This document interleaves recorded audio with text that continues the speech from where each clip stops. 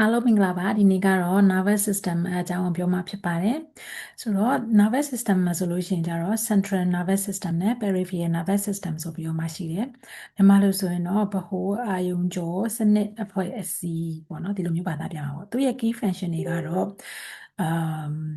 ဒီရရှိလာတဲ့ information တွေကို receive လုပ်တယ်ပြီးတော့လို့ရှိရင်တော့အဲ့ဒီရရှိလာတဲ့ information တွေကို process လုပ်တယ်ဆိုတာကကျတော့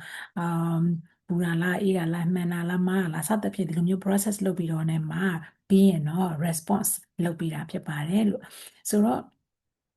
ဒီ nervous system မှာဆိုလို့ရှိရင်နှစ်ခုပေါ့နော် system ကြီးနှစ်ခုရှိတဲ့အကြောင်းကိုတစ်ချက်ကြည့်ရအောင်ဆိုတော့ central nervous system မှာဆိုလို့ရှိရင်တော့ brain နဲ့ spinal cord ပါဝင်တယ်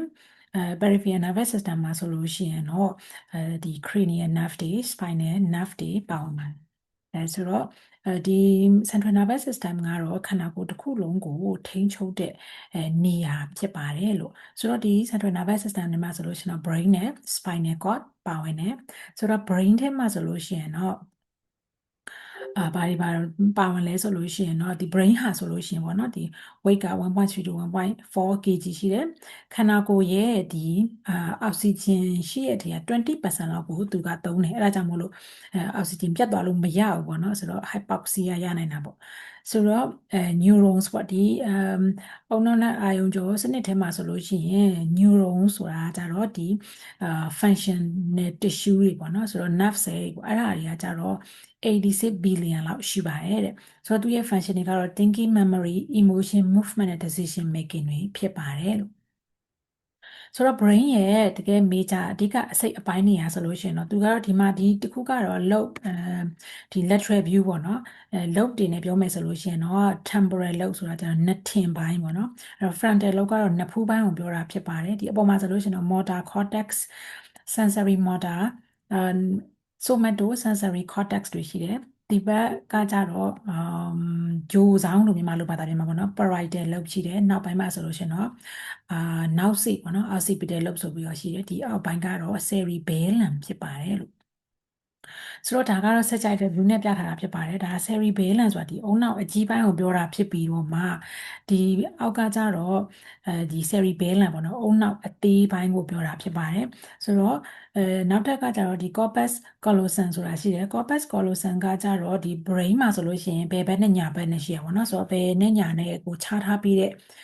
nerve fiber ဖြစ်ပါတယ်အဲ့တော့ thalamus ကတော့ဒီ information တွေကမှန်တယ်မှားတယ်ဆုံးဖြတ်ပြီးတဲ့နေရာဖြစ်ပြီးတော့မှ hypothalamus ကကြတော့ဒီခန္ဓာကိုယ်မှာဆိုလို့ရှိရင်တော့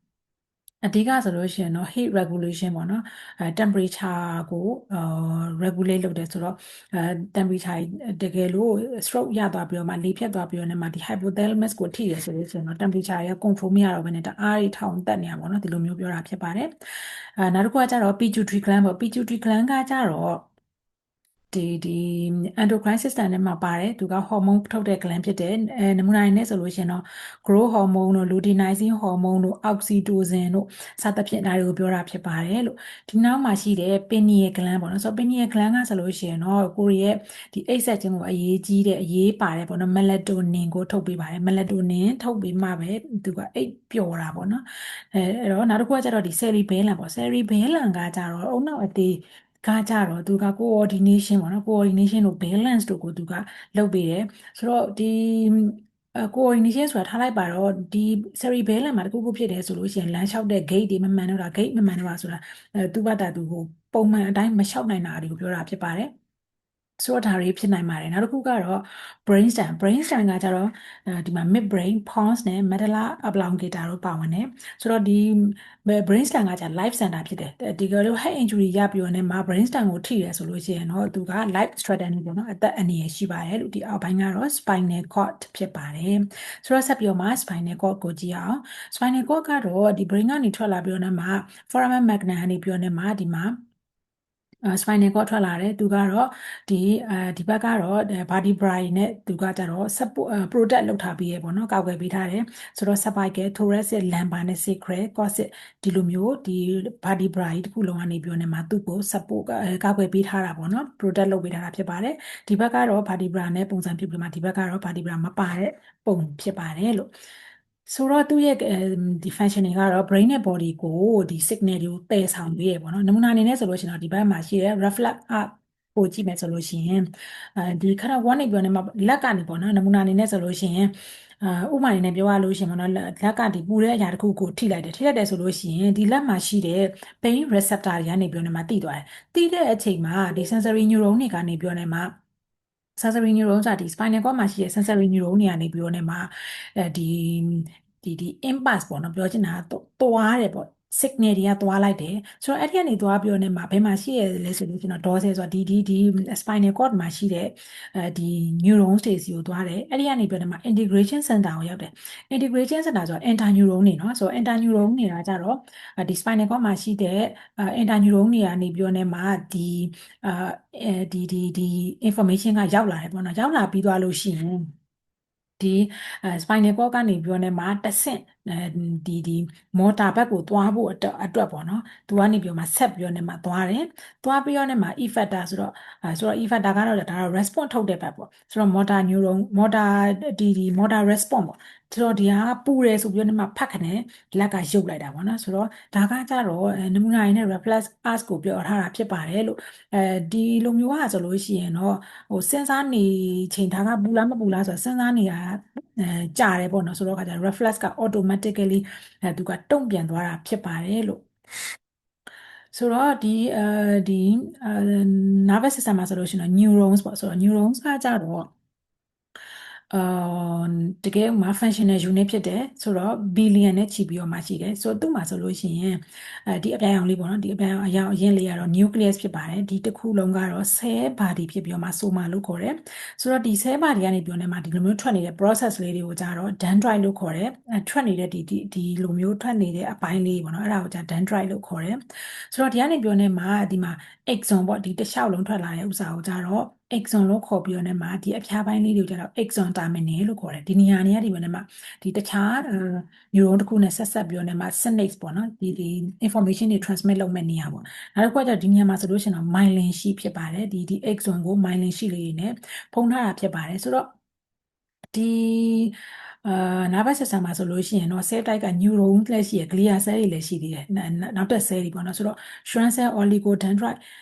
microglia cell ဆိုတော့ဒီ cell တွေဒီ nervous tissue အကြောင်းတော့ကျတော့ tissue types of tissue ထဲမှာအသေးစိတ်ပြောပြထားတယ်ပေါ့နော်ဆိုတော့ astrocyte ဒါတွေရှိပါတယ်လို့ဆိုတော့ neurons မှာဆိုလို့ချင်းသူ့ရဲ့အမျိုးအစားတွေကကြတော့ functional နဲ့ structural ပုံမှာ moody ပြောနေမှာခွဲခြားထားတယ် functional မှာဆိုလို့ချင်းကြတော့ sensory neuron interneuron နဲ့ motor neuron ဆိုပြီးမှခွဲထားတယ်ဒီ structural မှာဆိုလို့ချင်းတော့ unipolar bipolar နဲ့ multipolar ဆိုပြီးမှရှိတယ် unipolar ဆိုတာကကြတော့ဒီ cell body ကနေပြောနေမှာ process ထွက်တဲ့ဟာကိုပြောချင်တာဖြစ်ပါတယ်ဒီ process လေးတစ်ခုဒီလိုမျိုးထွက်လာတဲ့အချောင်းလေးတစ်ခုပေါ့နော် cell body ကနေထွက်လာတဲ့တစ်ခုတည်းပဲထွက်လာရဆိုလို့ချင်းတော့ unipolar လို့ပြောပြီးတော့နေမှာ cell body ကနေပြောနေမှာဒီဘက်ကို dendrite လည်းထွက်တယ်ဒီဘက်မှာကျတော့ဒီ axon ပေါ့နော်ထွက်တယ်ဆိုလို့ရှိရင်ကျတော့နှစ်ဖက်ဖြစ်သွားပြောနေမှာ bipolar လို့ခေါ်ပါတယ်ဆိုတော့ဒီမှာဒီတစ်ခုမှာဆိုလို့ရှိရင်တော့ multipolar မှာဆိုလို့ရှိရင် cell body ကနေပြောနေမှာ dendrite တွေအများကြီးပဲထွက်သွားတာမျိုးဒီဘက်မှာ axon လည်းထွက်သွားတာမျိုးဆိုလို့ရှိရင်ကျတော့သူ့ကို multipolar neurons လို့ခေါ်တာဖြစ်ပါတယ်ဆိုတော့ neuron တစ်ခုနဲ့တစ်ခုကဆက်သွယ်ရဆိုလို့ရှိရင်တော့ synapse လို့ခေါ်တယ်ဆိုတော့ neurotransmission ပေါ့အဲ့ဒါဟာဆိုလို့ရှိရင်တော့ပထမဆုံးအနေနဲ့ electrical impulse တွေကဒီဘက်ပေါ့နော်အဲ့တော့ presynaptic neuron ကကျတော့ပထမဒီ neuron တစ်ခုကိုရောက်လာတယ်ပေါ့ရောက်လာတယ်ဆိုလို့ရှိရင် neurotransmitter တွေသူကထုတ်လိုက်တယ် neurotransmitter တွေထုတ်လိုက်ပြီးတော့မှဒီကြားထဲမှာသူ့ရဲ့ gap က tiny gap သေးလေးပေါ့နော်ဆိုတော့အဲ့ဒီကနေပြောနေမှာ receptor တွေရှိတယ်နောက် neuron မှာရှိတဲ့ receptor တွေကနေပြောနေမှာသွားပြီးတော့မှ bind လုပ်တယ်နောက်ထပ်electrical signal နောက်ထပ်အသစ်တစ်ခုထပ်ပြီးတော့မှဖြစ်တယ်ပေါ့နော်ဆိုတော့အဲ့ဒီဖြစ်စဉ်ကတအားကိုမှမြန်ပြီးတော့မှ millisecond ပဲကြာပြီးတော့မှတကယ်လဲတိကျတဲ့ communication ကိုလှုပ်ဆောင်ပေးတာဖြစ်ပါတယ်လို့ဆိုတော့ neurotransmitter တွေကဘာတွေလဲဆိုလို့ရှိရင်တော့ဥပမာအနေနဲ့ဆိုလို့ရှိရင်တော့ dopamine တို့ serotonin တို့ acetylcholine တို့ဒါတွေပေါ့နော်ဆိုတော့ dopamine ကဆိုလို့ရှိရင်တော့ reward motivation ဒါတွေကိုရပြီးတော့မှတကယ်လို့နေသွားရဆိုလို့ရှိရင်တော့ Parkinson disease တို့ဆိုတော့နေတာများလာဒီဆိုလို့ရှိရင်တော့ဒီဦးနှောက်နဲ့အာရုံကြောဆိုင်ရာယောဂါတွေပေါ့နော်ဖြစ်နိုင်တာပေါ့ဆိုတော့ serotonin ဆိုလို့ရှိရင်တော့ကိုယ့်ရဲ့စိတ်ခံစားမှုတွေ sleep တွေကိုသွားပြောနေမှာတက်ရောက်မှုရှိပြီးတော့နေမှာသူနေသွားတယ်ဆိုလို့ရှိရင်တော့ depression ရတာတွေဖြစ်နိုင်ပါတယ်ဆိုတော့ acetylcholine ဆိုလို့ရှိရင်တော့ memory တို့ muscle contraction တို့ဒါတွေကိုလုပ်ပြီးတော့နေမှာသူနေတယ်ဆိုလို့ရှိရင်တော့ဒီ memory မှတ်ဉာဏ်ထိတဲ့ဒီ Alzheimer ယောဂါတွေပါလေ ဖြစ်နိုင်တာပေါ့နော်ဆိုတော့ဒါကတော့ဥပမာလေးအနေနဲ့ထည့်ထားတာဖြစ်ပါတယ်နောက်တစ်ခုကတော့ peripheral nervous system ဖြစ်ပါတယ်ဆိုတော့ဒီ central nervous system ရဲ့ peripheral nervous system ရဲ့ဆိုပြီးတော့မှရှိရတဲ့ကဒီ PNS ပေါ့နော် peripheral nervous system မှာဆိုလို့ရှိရင်တော့ cranial nerve တွေ spinal nerve တွေပါဝင်ပါတယ်ဆိုတော့ဒါတွေကိုတော့အသေးစိတ်တစ်ခုချင်းစီမပြောတော့ပါဘူးဆိုတော့ခါကြတော့ဒီcentral peripheral nervous system ထဲမှာဆိုလို့ရှိရင်တော့ပြန်ပြီးတော့မှထပ်ခွဲရပါတော့ sensory division နဲ့ motor division ဆိုပြီးတော့မှ afferent နဲ့ efferent ဆိုတော့ afferent ကကြတော့စောစောတုန်းကပြောခဲ့တဲ့ reflex arts မှာဆိုလို့ရှိရင် art မှာဆိုလို့ရှိရင်ဒီ afferent ကကြတော့ဒီ information တွေကိုလက်ခံတဲ့အပိုင်းဖြစ်ပြီးမှ efferent ကကြတော့ဒီ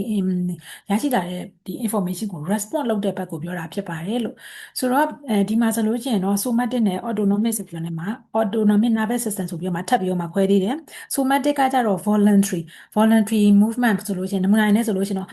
လမ်းလျှောက်တာစာရေးတာစသဖြင့်ဒီလိုမျိုးတွေကို somatic nervous system ကလုပ်ပြီးတော့နေမှာ autonomic nervous system ကကြတော့ involuntary ဖြစ်ပါတယ်ဆိုတော့ involuntary ဆိုတာကကြတော့ကိုယ့်ရဲ့စိတ်နဲ့ထိန်းချုပ်လို့မရတဲ့အပိုင်းကိုပြောတာဖြစ်ပါတယ်နမူနာနဲ့ဆိုလို့ရှိရင်တော့ heart rate တွေ respiration rate တွေ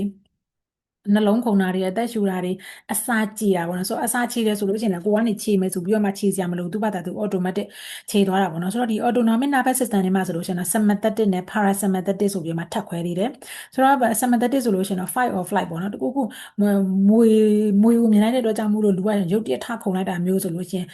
heart rate တွေမြန်လာမယ်ကြောက်လာမယ်ဆိုပြီးတော့နေမှာဒီပုံစံမျိုးပေါ့နော် fight or flight ဆိုတဲ့ပုံစံကို sympathetic nervous system ကလောက်တာဖြစ်ပြီးတော့နေမှာ parasympathetic ကတော့သူကတော့အနားယူတယ်ပြီးတော့လို့ရှိရင်တော့ဒီနမူနာတွေနဲ့ဆိုလို့ရှိရင်တော့ထမင်းစားပြီးတဲ့အချိန်မှာအိတ်ချင်လာတာမျိုးဆိုလို့ရှိရင်တော့ parasympathetic ရဲ့ nervous system ရဲ့လုပ်ငန်းဆောင်တာတွေဖြစ်ပါတယ်လို့ဆိုတော့ဒါကတော့ PNF ရဲ့အကြောင်းအရာလေးကိုကျဉ်းချုံးနေနဲ့ပြောတာဖြစ်ပါတယ်ဆိုတော့summary အနေနဲ့ဆိုလို့ရှိရင်တော့ central nervous system peripheral nervous system ဆိုပြီးမှရှိတယ်ဆို nervous system မှာဆိုလို့ရှိရင် main အနေနဲ့ဆိုလို့ရှိရင်နှစ်ခုခွဲသွားတယ်ဆိုတော့အဲ့မှာဆိုလို့ရှိရင်တော့ neurons တွေပါတယ် neurons ဆိုတာကကြတော့ functional unit ဖြစ်တယ် synapse ဆိုတာကကြတော့ဒီ neurons တစ်ခုနဲ့တစ်ခုချိတ်ဆက်ပြီးတော့ねမှာသူတို့ရဲ့ electrical signal တွေကိုပို့ဆောင်တဲ့နေရာဖြစ်တယ်ဆိုတော့ဒီထဲမှာဆိုလို့ရှိရင်တော့ neurotransmitter တွေပါတယ်ဆိုတော့ chemical တွေပေါ့ဆိုတော့ acetylcholine တို့ dopamine တို့ serotonin တို့ဒါတွေကိုပြောတာဖြစ်ပါတယ်ဆိုတော့ PNS မှာဆိုလို့ရှိရင်တော့ somatic နဲ့autonomic ဆိုပြီးတော့မှရှိတယ် somatic ကတော့ voluntary ဖြစ်တယ် autonomic ကတော့ involuntary ဖြစ်ပြီးတော့မှဒီ autonomic ထဲမှာနှစ်ပိုင်းပြန်ခွဲတာက sympathetic နဲ့ parasympathetic ဖြစ်ပါတယ်လို့ဆိုတော့ဒီ nervous system ကဆိုလို့ရှိရင်တော့သူ့ရဲ့ဒီမှာ neuroplasticity ဆိုပြီးတော့မှရှိတယ်သူကကြတော့ဒီအတွေ့အကြုံတွေလေးလာသင်ယူမှုတွေပေါ်မှာမူတည်ပြီးတော့ねမှာသူက adapt လုပ်နိုင်တယ်ဒါဆိုတော့ပြောချင်တာကဒီလက်တခုခုပေါ့နော်အတစ်တင်ယူလိုက်တယ်ဆိုလို့ရှိရင်သူ့ဘာသာသူထပ်ပြောနေမှာသူကတင်ယူနိုင်အောင်လို့မလို့ adapt လုပ်နိုင်တယ်ပေါ့နော်ဒါပေမဲ့လို့ဒီ neuron ဒီ nerve cell တွေပျက်စီးသွားတယ်ဆိုလို့ရှိရင်တော့သူ့ရဲ့ regeneration ကတော့မကောင်းပါဘူးဆိုတော့ဒီအဓိကအနေနဲ့ဆိုလို့ရှိရင်တော့ central nervous system ပေါ့ central nervous system မှာဆိုလို့ရှိရင်တော့တကယ်ဥမာ very limited ဆိုတာပြန်မကောင်းနိုင်ပါဘူးဒါကြောင့်မို့လို့ဒီ central nervous system မှာရှိတဲ့ stroke ရသွားတာတွေဆိုလို့ရှိရင်ခန္ဓာကိုယ်က hemiplegia ပေါ့နော်ခန္ဓာကိုယ်လုံးဝမလှုပ်တော့ဘူးဆိုလို့ရှိရင်ပြန်ပြီးတော့ねမှာကောင်းဖို့ရာအချိန်ကြီးအများကြီးပဲယူရပါတယ်ဆိုတော့ဒီ nerve cell တွေကပြန်ပြီးတော့မှမကောင်းနိုင်တဲ့အတွက်ကြောင့်ဖြစ်ပါတယ်လို့ဆိုတော့ဒါကတော့ key point အနေနဲ့ထည့်ထားတာဖြစ်ပါတယ်ဆိုတော့ဒီနေ့တော့ဒီလောက်ပါပဲသိလို့တာရှိရဆိုလို့ရှိရင်ထပ်ပြီးတော့မှမေးထားလို့ရပါတယ်အာထပ်ပြီးတော့မှသိစေခြင်းလုပ်စေခြင်းတဲ့ဗီဒီယိုလေးရှိရဆိုလို့ရှိရင်ပြောထားလို့ရပါတယ်အားလုံးကျေးဇူးတင်ပါတယ်နောက်ဗီဒီယိုမှာပြန်တွေ့ပါမယ်